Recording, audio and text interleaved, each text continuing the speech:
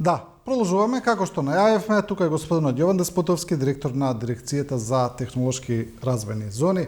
Господине Деспотовски, добре дојдовте во студио 10. Добро ве најдовме, благодарам на поканата. Да зборуваме прво за зоните, тоа е место каде што државата ги привлекува странските инвеститори, странските инвестиции. Таа е стратегијата на државата веќе подолг временски период. Можеме ли да направиме за годинава пресек? Не е се уште крај на година, но можеме ли да извлечеме некои трендови? Како се инвестира во ТИРС? Што покажуваат резултатите? Имаме ли некакви процентуални промени? Па имаме добра година, можам да кажам.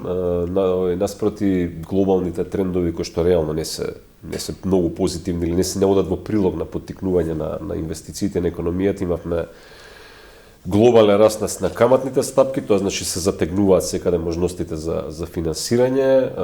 Имаме застој, односно забавување на економиите, посебно на економиите во САД и во Германија. Меѓутоа и покрај тоа успеавме во оваа година да го потпишеме, да кажеме, најголемиот договор во историјата на Македонија. Најголемата гринфилд инвестиција, тајванската Јагео, 205 милиони евра во април. Имавме успешна мисија во Германија, потпишавме договор со една нова компанија активна во делот на зелените технологии, батериите за не само за возила, него генерално. Годинава ја завршуваме, ја најавивме пред две, мислам, дека недели бевме во бурса во Турција, најавивме нова инвестиција од турска компанија која што е активна во делот на индустријата на апарати за домаќинството, така што бројки, ако збориме како бројки, че некаде околу 450 милиони евра постигнати договори само во 2023 година. Веќе подготвуваме нешто ново за почетокот на следната година, зборам целосен нов еден проект или дејност која што ќе биде доста интересна. Така што не само што завршуваме годината успешно, туку ќе влеземе во новата со нови иницијативи, нови проекти. Од овие 450 милиони евра кои што зборам се постигнати како обемни инвестиции за оваа година, зборуваме за проекти кои што веќе генерира, значи веќе создаваат работни места во државата, меѓутоа на среден рок треба да достигнат некаде околу 7.500 нови работни места, така што повторно кажам, и покрај негативните глобални економски текови, па и политички ако сакате, Македонија може да се пофали со успешна година во овој сегмент. Односно ќе може да се пофали кога ќе заврши годината. Имам еден проблем околу најавата на тие странски инвестиции, бидејќи како што вие велите 400 евра за склучени договори, но не секогаш се реализираат потоа тие од разни причини, па така проблемот настанува кога нешто се промовира, па дури некогаш се ставаат и темелници и така натаму, но потоа не излегува ништо. Зошто е тоа така? Па знаете како, значи имаме една ситуација, случај, предпоставам дека за тоа ќе имаме прашање, меѓутоа освен во изминативе 3 години, да кажем, многу сме внимателни кога зборуваме за презентација и кога најавуваме, да кажем, инвестициски проекти, вообичаено тоа, не вообичаено, по правило тоа го правиме, откако веќе имаме да кажеме издефинирано сите елементи, откако знаеме дека ќе се случи самата инвестиција. Така што оно што го имам испрезентирано, последниве збораме да за мојот мандат 3 години точно, че некаде над 1 милиарда и 100 милиона скоро обем на реализирани договори, освен во еден случај, немаме ситуација во која што инвестицијата не се реализира. При тоа мораме да имаме предвид дека инвестициите кои се најават не ќе се случат во рамки на 12 месеци. Значи секогаш зборуваме за сериозни инвестиции, за сериозни компании кои што размислуваат среднорочно. Така што е конкретно тајванската инвестиција, значи зборуваме за проект кој што треба да се реализира во период од 10 години, затоа што никаде во светот, во глобалната економија, компаниите не прават планови денеска за утре, денеска за 2 години. Така што мислам апсолутно се случуваат. Пример ќе ви дадам еден зашто велам дека тоа така, односно доказ, ајде. Значи во изминативе 3 години повторно ќе споменам, значи бројот на работни места континуирано расте во компаниите. Нема друга причина освен континуирано вложување во нови капацитети. Само оваа година, веќе споменам, уште не е завршена, ги чекаме бројките за декември, меѓутоа заклучно со ноември компаниите што се дел од семејството на ТИРС генерирале над 1600 нови работни места. Че тие нови работни места не би се случило доколку немало нови инвестиции. Нормално, дел од тие инвестиции произлегуваат и од компаниите кои што сме ги затекнали, односно сум ги затекнал кога сум презел должноста. Меѓутоа имаме повеќе стотини нови работни места само оваа година, кои што се генерирани од компаниите со кои што сме потпишале договори или минатата година, дури и оваа година. Значи имаме компанијата, ќе дам пример, компанијата БМЗ, со која што потпишавме договор во септември оваа година, веќе има 50 работни места кои се генерирани, веќе произведува на браунфилд, значи на привремена локација, каде што го закупува простор, додека се гради фабриката во Тирс, меѓутоа сега да кажам веќе работи. Фабриката Магна, која што најавивме на почетокот на годината во Штип, да кажеме, не само што веќе вработува. Тука за една недела почнува со новиот производствен погон во Штип. Значи ја најавивме во јануари. Така што работите се случуваат. Повторно кажам, значи и не може да очекуваме дека 10 од 10 проекти ќе бидат супер успешни. Значи нормално е на еден или два проекти да имаме на крајот на денот да не се реализира. И тоа не е никаков проблем. Кога зборуваме за тоа е претпоставам фабриката за електрични автомобили. Претпоставам дека тоа и беше прашањето, да, затоа го споменав. Во економската зона во Тетово, која беше најавена како огромна инвестиција, како ќе произведува не знам колку илјади електрични возила и се уште таму нема ништо. Така, тоа беше најавена како важна инвестиција, кај презентацијата сум го кажал тоа во неколку наврати до сега во јавноста, значи и мој впечаток е дека можеби самата начинот на кој се најави целиот проект и политичкиот елемент кој што му се даде на самиот настан, веројатно не беше во полза на самиот проект и затоа се поттикна огромен интерес од страна на јавноста. Проектот е комплексен сам по себе, значи немаме таков. Нема ни блиску до таков, да кажеме, проект ниту во државата, ниту во регионот. Зошто комплексен? Јас не мислам, комплексен во повеќе аспекти. Што имате финален производ, имате дејност која што е сосема нова, значи електричните возила се сосема нови, значи немате дефинирано и главни играчи на глобалниот пазар. Дури водечките светски автомобилски компании се уште се обидуваат да си го најдат своето место. Значи имате повеќе стотици, да не кажем илјади производители на такви возила. Значи секој си го бара местото и никој не знае во кој правец ќе се движат работите. Македонија фаќа приклучок со тоа реално, без разлика што проектот се уште не е започнат, меѓутоа самиот факт дека некоја компанија да кажем идентификувала како место каде што може да се развие таков тип на дејност, за мене е плюс сам по себе. Втора работа, повторно кажам, значи ако сакаме да се движиме и да се развиваме побрзо, значи секако мораме да даваме шанси на проекти кои што не секогаш се проекти кои што ги очекуваме или кои што се случувале на нас за 20 години. Значи не може плетеме жици 30 години, 50 години. Значи мора да идеме секоја следна година, секој следен мандат ние треба да промовираме проекти кои што носат поголема додадена вредност. Ние сите зборуваме за поголема продуктивност, зборуваме за поголеми плати на луѓето. Јас на пример повисоките плати на вработените ги поставив како приоритет во моето работење. Не реков дека ќе донесеме 5 милиарди инвестиции, реков луѓето кои што ќе се ангажираат мора да добиваат поголеми плати. Затоа што она што го добив како податок кога почнав со мојот ангажман тука беше поразителен. Сериозни големи странски компании кои што навистина многу искористиле средства од буџетот на државата, плаќаат плати кои што се под просекот во државата, што сосема недозволива ситуација. Тоа се смени после 3 години, тоа е големо постигнување. Имаме ситуација во која што ако до 2016 година сме имале негде 6.500 лица ангажирани во тие компании, сега има 18.000. И со кој да било да го проблематизира учинокот, да кажеме, на оваа влада во делот на странските инвестиции.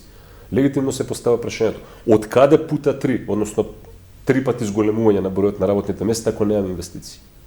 Да, истото е из извозот, истото е. Оваа година имаме, на пример, одлични податоци во делот на нето извозот. Че прв пат оваа година имаме разликата помеѓу увозот и извозот е повеќе 20%. Значи дека огромен дел од тоа што се извезува станува оваа држава. Тоа се повеќе пари во буџетот. Имаме, еве споредено ќе ви кажам уште еден податок. Оваа година би требало некаде помеѓу 75 и 80 милиони евра пари да влезат во државниот буџет од компаниите кои се дел од Тирс. Споредено со пред 5 или 6 години, тоа е 7 пати повеќе пари. Тоа се сериозни пари. Да, и за тоа велам, значи, јас го разбирам, јас разбирам потребата да имаме постојано нешто ново, меѓутоа секогаш мора да се посветиме да кажеме окей, што е ефектот од сето тоа за луѓето. И ако постојано каскаме за трчаме за нови проекти и притоа ги забораваме луѓето, а оваа работа работиме за луѓето, ќе имаме ситуација како до 2016 година. Или као до пред 3 или 4 години. Да имаме супер промоција, да имаме супер сечење на ленти, да имаме супер објекти, а луѓето земаат мизерни плати. Ќе зборуваме малку и за концептот на ТИРС, но сакам да ве прашам уште нешто што е поврзано со таа инвестиција во Тетово, која произлегува како прашање. Прво е, дали кога ќе дојде странски инвеститори ќе склучи договор, има ли тој некакви обврски по тоа што мора да ги исполни? Или тоа е секако, доколку како во овој случај, не ја исполни инвестицијата, никому ништо. Бидејќи сепак се ангажираат државни ресурси, вашата дирекција се ангажира, тоа е една логистика која стои позади тоа. Што понатаму? Има ли се остават ли можеби некакви гаранции? Не. Значи, она што го имаме како заштитен механизам, тоа што го уведовме да кажеме, тоа што ангажираме меѓународни ревизорски куќи да направат проверка на капиталот, не да како, значи може било кој да дојде да тропне на врата. Меѓутоа не секој добива можност да разговара и не секој добива можност да склучи договор. Затоа што знаете како, не е проблемот само дали ќе се реализира или нема да се реализира инвестицијата, проблемот е и дали воопшто капиталот со кој што располага одреден инвеститор е легитимен или не, односно дали е легален или не. Има и такви случаи кога Па знаете како, сме имале ситуации во последниве години и пол-две, да кажеме, каде што не сме продолжиле со разговори, заради тоа што извештајот што сме го добиле не бил чист. Или имате ситуација каде што наместо фирми се појават физички лица, за кои што не може да се утврди од каде се средствата. Така што внимаваме на такви работи. Че внимаваме на така, особено во услови кога имате санкции. Последнива година-две имате ситуација каде што се санкционирани држави како Русија. Значи мораме да внимаваме на тие елементи и тоа го правиме. Затоа велам, значи ние пред воопшто да започнеме разговори, правиме проверка прво да видиме која е фирмата. На така како може некој да дојде да каже ќе вложам 1 милиарда евра, а има годишен приход од 1 милион евра. Тоа значи дека не може да го постигнат. Значи мораме знаеме дали воопшто планот што го даваат држи вода. Дали компанијата има проблеми со плаќање на даноци во домашната држава. Дали собствениците можеби имаат проблеми со потекло на средства, со исто така плаќање на даноци, можеби со одредени други отворени прашања во други држави. Така што сето тоа го проверуваме. Ако сето тоа вред, продолжуваме понатаму на економскиот дел. Че има цела методологија која што развивме минатата година со PricewaterhouseCoopers, која што ни покажува во кој правец да се движиме во тие разговори. Че не е тоа јас седнав и вако доко си ги гледам па велам овие може, овие не може. Че има методологија. Че во системот постојат институции, постои дирекцијата, постои комисијата за заштита на конкуренција. На крајот на денот владата е таа која што одлучува дали е во ред или не е во ред и дава согласност. Значи тоа е првиот филтер на заштита. И вториот филтер на заштита е многу едноставен. И тоа го повторам неколку пати конкретно и за проектот за кој што ме прашува. Че нема пари да добијат од државата. Ние законски имаме можност да даеме пари однапред, меѓутоа не ги даваме. Додека не видиме инвеститора да ги покаже своите пари. И јас реков, додека не излезе тој објект од дупка, односно додека не видиме плоча, нема да почнеме да ги реализираме нашите обврски. И тоа не е правило само за конкретниот проект, тоа е правило секаде. Во сите проекти што ги реализираме. Така што заштитата на јавниот интерес е во моментот имате подпишан договор, да, почнете да се ги реализирате вашите обврски, да ги видиме вашите средства, вложете во машини, во технологија, во копање на дупка, во прајање на објект, се едно не е важно, сето она што е дефинирано како подобен трошок, ние ќе ве следиме. Со одредена динамика и со одреден износ на средства. Да, така да тоа е заштитниот механизам и при тоа повторно кажам дека дури во фазата на реализација на договорите, че имаме ангажирано 3 реномирани меѓународни ревизорски куќи кои што ги гледаат документи. Ви ги гледаат фактурите, гледаат каде плаќаат. Во поглед на тоа, значи постоја информации некакви дека со тој проект е поврзана една домашна компанија, всушност дека сопственикот е домашен бизнисмен, дека воопшто не е странска инвестиција, но тоа е една приказна која се провлекува и порано, не од сега и за други компании постојат такви информации или не знам спекулации како да ги наречеме, кои никогаш не биле докажани, всушност, дека можеби некои домашни компании, па некогаш и за тајкуни се зборува, го користат овој механизам за да инвестираат во земја преку странски компании. Можно ли е? Во ТИРС не. Значи немаме таква ситуација, значи навистина е било некоректно ако изразам сомнеш дури за времето до 2016 година. Значи апсолутно не е така. Не знам дали имало обиди за такво нешто, бидејќи повторно кажам, јас сум тука 3 година и да оваа политичка гарнитура од 2017 тука, меѓутоа би било некоректно ако кажам дека претходно било тоа практика, бидејќи не. Че системот, списокот на клиенти со кои што располагаме, некаде околу 40-тина во моментот, Значи не ни укажува дека имаме ситуација во која што некоја домашна компанија или ова што велите вие некој тајкун се крие и инвестира во позадина. Дали е тоа возможно генерално во држава? Претпоставувам да. Дали знам примери? Искрено не. Меѓутоа повторно ќе кажам, во сегментот на ТИРС не. За ако ме прашувате за компанијата во ТЕТО, да, сега тој неодамна го одговорив исто на друго прашање од ваш колега. Значи представниците на домашната компанија беа на самиот настан на презентација, формално не се дел од собственичката структура, меѓутоа seедно компанијата легално функционира, легално работи и ја верувам дека дури да се дел од собственичката структура, сега ги се беа подложни на проверка. Доколку се вориат од аспект на плаќање даноци, потекло на капитал и така натаму, навистина не гледам проблем. Не гледам проблем дали компанијата домашна или странска. Тоа значи од сам старт кажав и јас и оваа политичка гарнитура дека нема да правиме дискриминација домашен странски капитал и тоа практично го покажува. Во однос на функционирањето на ТИРС не е тајна дека тоа е еден проект кој е почнат од страна на минатата влада. Не, тоа е проект кој што е почнат од страна на првата влада на СДСМ, ќе да коригирам. Односно, извинете, од страна на втората влада на СДСМ во периодот 2002-2006. Добро. Тогаш е почнат концептот на ТИРС, не е концептот на ВМРО-ДПМН. Но некако тогаш ВМРО-ДПМН и Никола Груевски најмногу го, ајде да речеме, испромовира тогаш.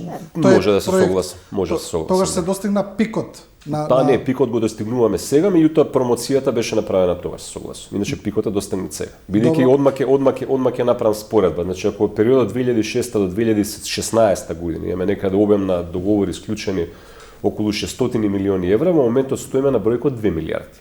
Така што многу повеќе имаме отколку што имаат постигнато во 10 години. Но мора да признаете дека во време на за промоција да, па видете добро, значи мене ме нема на телевизија секој ден.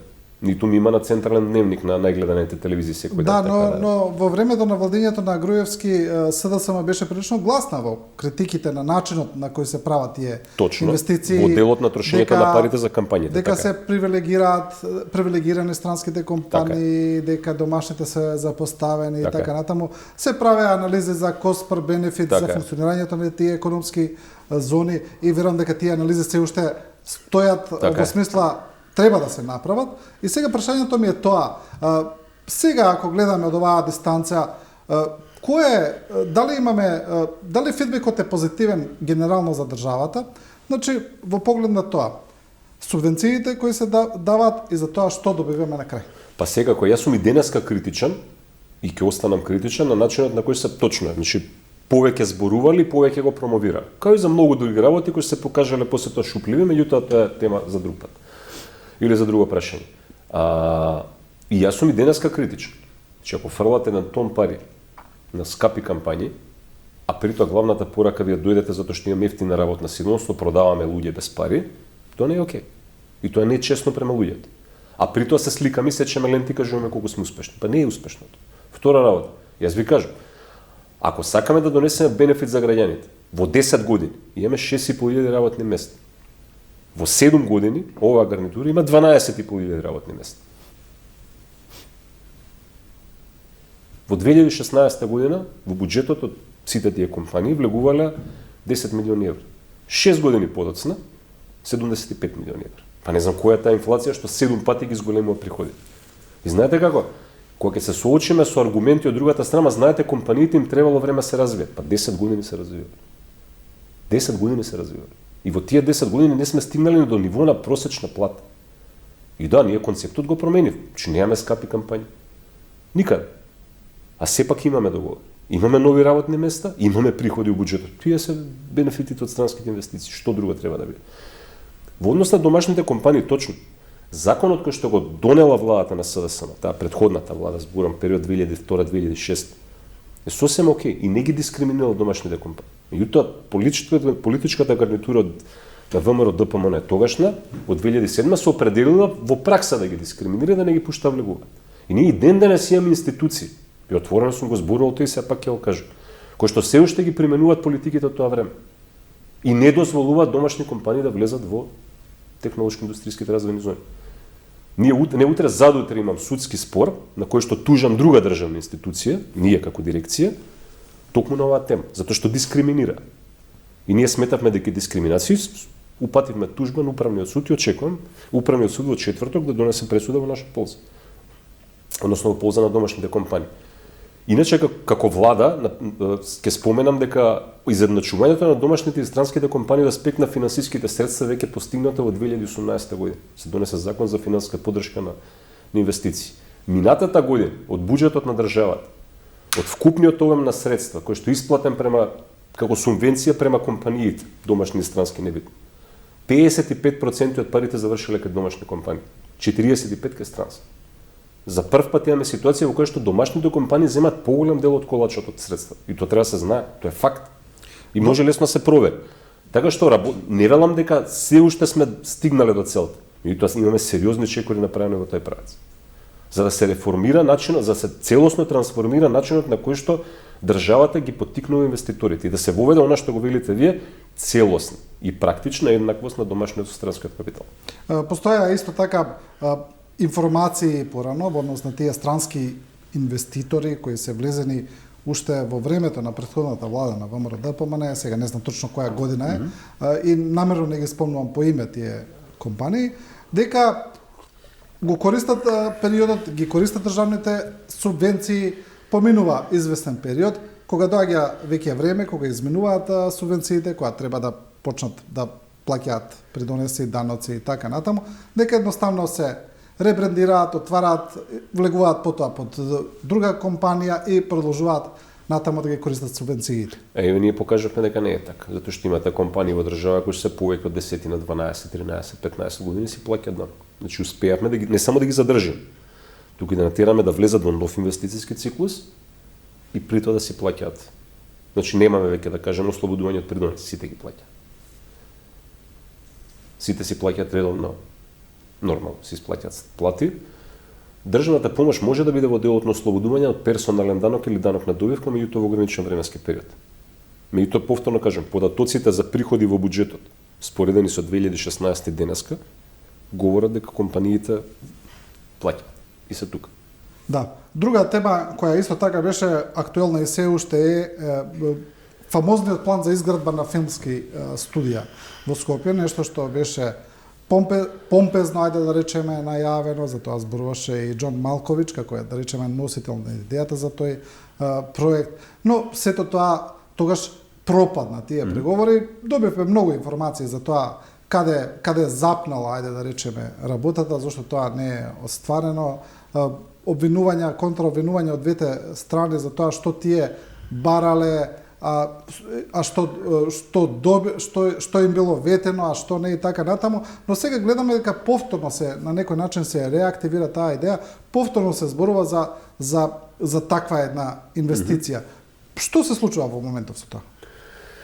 Па добро, јас релативно доцна се вклучи во самиот процес. Компанијата имаше во меѓувреме аплицирано да добие статус на стратешки инвеститор, меѓутоа во моментот кога се вклучив, мојот печаток беше поседнали две средби со регионалните или локалните представници на компанијата, дека повеќе се заинтересирани за вложување во недвижен имот во градба, отколку во реална реализација на проектот со филмските студии. Тоа јавно го кажав, мислам дека беше тука на вашата телевизија прилика и во овој термин вака. Така што мојот став беше тој, представниците на владата, останатите представници на владата во принцип се согласија со и со мојот впечаток, веројатно тоа бил нивен впечаток, и заради тоа проектот не се движел воопшто 2 или 3 години, затоа што е друго да кажете, да дојдете да кажете јас сакам да работам на филмски студија, на хартија дајате проект за градба на згради на трговски центри. Јас сум го кажал, ќе го повторам уште еднаш, стратешки инвеститори во делот на градба на хотели на трговски центри не треба. Чи може да дојдат слободно капитал од странски домашен да го вложат и си го реализираат тоа, како и сите останати што го прават. Ни тоа нема потреба да добијат статус на стратешки инвеститор. Да, во меѓувреме, изминативе неколку месеци, очигледно се случиле промени на страна на самиот иницијатор, да кажеме, на проектот, и значи ни пристапија пред некое време, пристапија до владата со фактички обновен предлог, и тоа предлогот сега точно е да фокусирање на делот на филмските студија и разговара. Се работи за истата заинтересирана страна, за истата компанија или не знам што е точно? Како правен субјект кој што ги застапува, значи станува збор за два различни проекти, формално два различни проекти, меѓутоа во суштина станува збор за филмски студија. Така и повторно во позадина се појавува, да кажеме, американска компанија во која што е вклучен меѓу другото и Џон Малкович.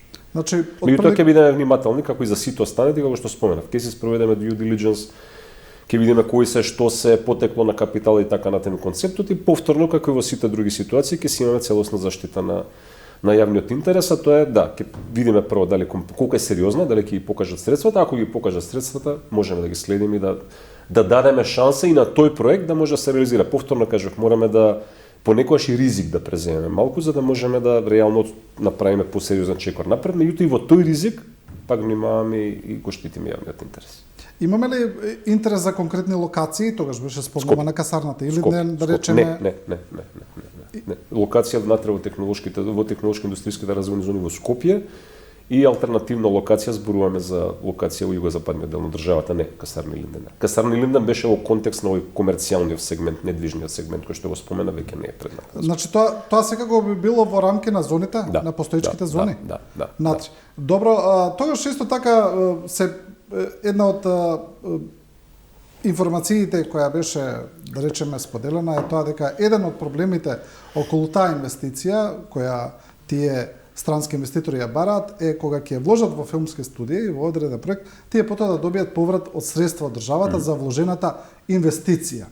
И сега еве да илустрираме за гледачите, доколку тие вложат 100 милиони евра, да речеме, тие бараат потоа државата да им врати 10 милиони евра од тие вложени 100 или 15 или 20, сега не е важно за процентот, и велат дека тоа исто така била една од пречките, бидејќи кај нас за тоа требале известни законски промени. Не, мислам, не е баш прецизно така како што велите.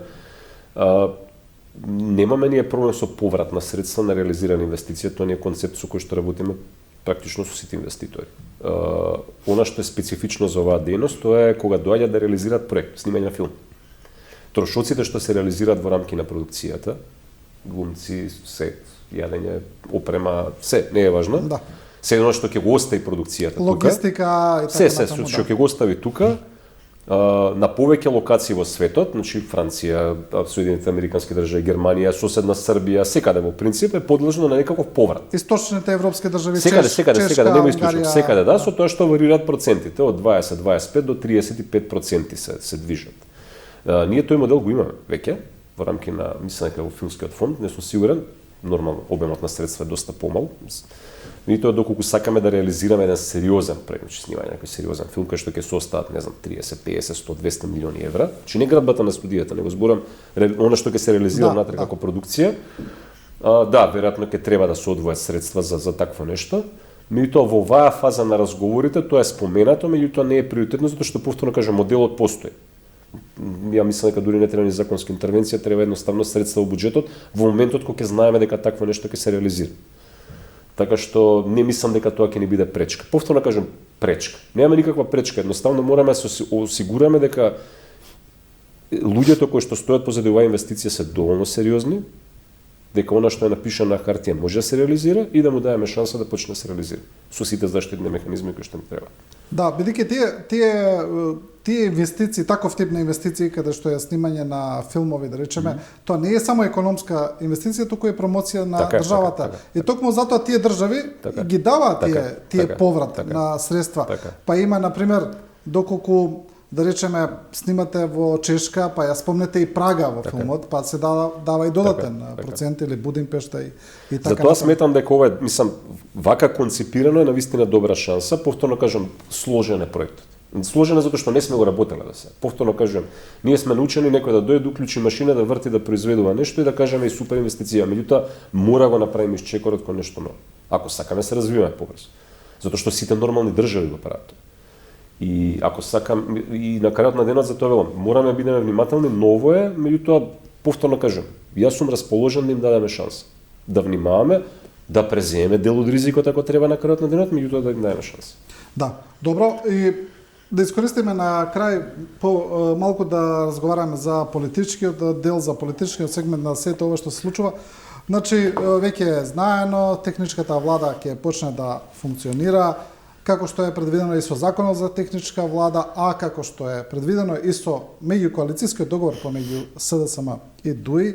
100 дена пред изборите премиер ќе биде назначен на ДУИ, веќе се знае името, тоа е Тала Џафери ќе биде премиер на таа техничка влада. Веќе сега се појавија силни критики од ВМРО ДПМН во однос и на самиот принцип, но и во ликот на Тала Џафери, и тие се уште решаваат дали ќе учествуваат во таа техничка влада. Знаеме, ги гледаме рейтинзите кои се објавуваат, тие некако се повторуваат, не се баш толку добри за СДСМ. Како гледате сега и со ова? Мислам, знаевме за ова дека ќе се случи, но еве сега, кога веќе се случува, како ќе се представите пред избори? Па, рейтинзите, најдобар рейтинг се изборите секогаш. Мислам, најдобра анкета се изборите секогаш.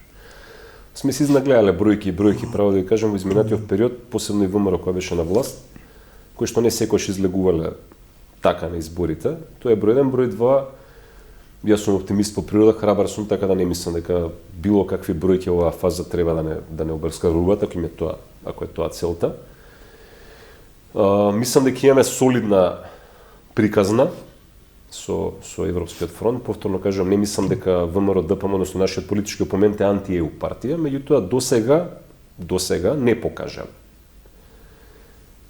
дека тоа што го зборуваат ќе го направат во пракса. Не зборам дека се опозиција, иако и кој опозиција може да придонесат, меѓутоа кога биле власт. Реално.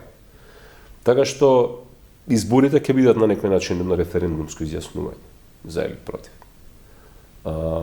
Добро е што се во редовен термин. Апсолутно. Знаете како, значи понекогаш ми се чини дека многу лесно забораваме многу работи кои што ни се случувале во минатото. Не викам дека треба сега ги потсетуваме луѓето како било пред 5, 6, 7, 8 години, меѓутоа реално се постигнаа доста работи во изминативе 6 години, 7. През Панскиот договор, членството во НАТО. Членството во НАТО, особено во контекст со кризата со Украина. Признавањето на Македонската православна црква, напредокот во делот на преговорите со Европската унија, иако тука заостануваме зад ветувањето и очекувањата, се согласувам, и тука е можеби една од главните забелешки кај избирачите со кои што се согласувам. Меѓутоа, знаете како, и меѓународните партнери наши, посебно Европската унија, навистина очекувам да застане. Не позади СДСМ, него да застане позади Македонија и да едноставно овозможи тој процес на преговори, не само да продолжи, него да се забрзи. И да остане на висината на задачата и на ветувањето, дека 20-30, односно крајот на мандатот на новата влада е реално достижен термин за да може да се затворат тие преговори, да станеме членка, бидејќи предолго чекаме. Во делот на економијата мислам дека имаме апсолутно што да кажеме, посебно во сегментот на двоен 80% раст на нето платата, имаме 60% раст на пензиите, се го слушав и ветувањето на ВМРО ДПМ, не паретерираа дека пензиите ќе растеле за 5000 денари, па нема да се случи веднаш, ќе се случило на рати, а во изминативе 6 години пензиите пораснале веќе 6500 денари. Значи ние тоа ветување никој што го дале веќе сме го надминали. Имаме сериозен раст на бројот на вработени во државата. Не намалување на невработеноста, бидејќи ќе кажат, ама знаете како луѓето се селија, не. Меѓутоа, во 2016 година сме имале некаде 520-530 илјади вработени, бројката се близу 700 илјади. Значи некаде 160-170 илјади луѓе добиле работно место во изминативе 6 или 7 години. Така што сето тоа се елементи кои што говорат во прилог на тоа дека имаме што да кажеме. Меѓутоа, она што е важно за избирачите да им кажеме што е тоа што може да го очекуваат од нас во следните 3 или 6 месеци од новиот мандат на новата влада. Кои се лицата со кои што ќе настапиме, кои што ќе застанат позади тие проекти, вредности, принципи. Тоа треба се дефинира со добро дефинирана екипа, добро дефинирани проекти и пораки. Мислам дека имаме сериозна шанса да извадиме непозитивен резултат, да ги добиеме изборите и секако се да само да формира новата влада. Да, критичарите ќе кажат дека тие економски предубавки кои најмногу се набројуваат, да речеме порастот на минималната плата, на просечната плата, на пензиите, се изедени од инфлацијата. Понатаму апсолутно не е така, ќе ви дам и одма податок. Значи неодамна читав дека вкупната намалување на вредноста на еврото, да кажеме, исто е денарот бидејќи сме врзани, во изминативе од 2016 година некаде 35%. Просечната плата во државата и во евра, нето, е порасната некаде 70%, значи двојно. Денес излезе податок, го читав дека ако за потрошувачката кошничка пред 5 или 6 години требале 4,5 просечни плати или 4,5 минимални плати, не сум сигурен што беше точно, сега треба 2. Да не споредам цена на бензин, колку може литри да се купат, значи јас се согласувам дека минатата година ше страшно да спекне инфлација. Па дури оваа ги имавме последиците. Меѓутоа инфлацијата ќе се смири. Цените ќе се смират. Платите стануваат високи. Платите треба да растат уште. Меѓутоа еве, у зоните ќе дам пример. Че има двојно зголемување, сме имале просечна нето плата 19.500 денари во 2016 година. 40 е сега. Извинете, меѓутоа немаме 100% инфлација во државата. Така што ако сакаме да бидеме реални, јас пак не очекувам дека граѓаните, јас не сум задоволен од растот, јас сакам да биде повисок. Меѓутоа ако сакаме да бидеме реални, ќе кажеме да, растот е реален и работите се случуваат. Така што тој раст треба само да му даеме шанса да продолжи понатаму. Да, добро, има многу сегменти, се разбира, немаме веќе време, ајде. Има многу работи се постигнати, треба да се зборуваат, така. Има многу работи и за владењето на право, за правдата и за не реков дека сме совршени. Не реков дека сме совршени. Еве за крај како едно сумирање, вие се уште се размислува сега само како ќе настапи на изборите самостојно или на заедничка листа со ДУИ. Анализите се дека и двете комбинации имаат и за и против. Во однос се разбира на гласачкото тело.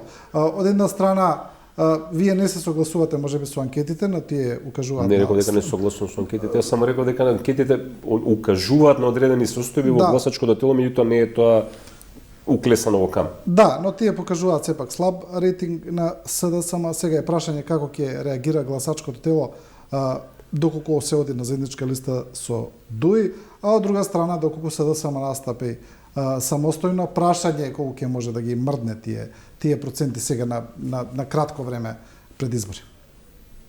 Значи во поглед на заедничката листа со ДУИ, за и против. Па знаете како, јас мислам, значи ние чекорот преку реката, преку Рубикон го направивме пред 4 години. Че ние имавме заедничка листа предизборна, односно изборна, извинете, со етничка албанска партија, со БЕС. Значи имавме билборди на албански јазик. 2016 година. Значи ние сите овие работи веќе сме ги направили. Ние добивме довербата на гласачите во 2020 година на платформа на меѓуетничка коалиција тогаш. Така што не мислам дека ова е сега некоја новина. Тогаш било БЕС, сега може да се вика ДУИ или Алијанса или се едно, не е важно.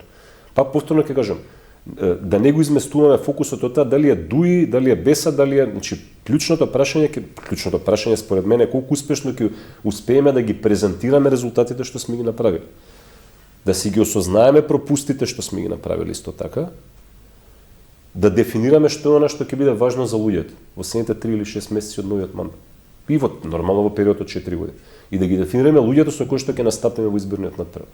Ако го направиме тоа успешно, јас не мислам дека ќе имаме било каков проблем да ги поминеме изборите. Добро, и за крај, синоќа тука исто од студиото на ТВ24 вице-премиерот и потпредседател на СДСМ Фатмир Битики најави дека се размислува за укинување на позицијата прв вице-премиер, а знаеме дека таа позиција е направена во судејство, во коалицијски договор со ДУИ. ДУИ потоа демантираше. Кој е вашиот став за тоа? Лично ме прашувате, секако треба да се имате предвид политички неврска дали е ДУИ или СДСМ или утре било која друга констелација во владата, меѓутоа да, треба да се има предвид сите политички елементи во структурата, политичката ситуација сега. Веројатно вице-премиерот си го дал својот личен став дека таква позиција треба да биде укината. Искрено на моментот немам став. Само треба да се биде внимателен кога се дават изјави толку. Добро. Јован Деспотовски, ви благодарам за овој интервју. Благодарам за поканата. И со ова почитување го завршуваме ова студио 10. Ви благодариме на вас на вниманието и на довербата. Останете со програмата на телевизија 24. Набрзо ќе ги видите најновите вести.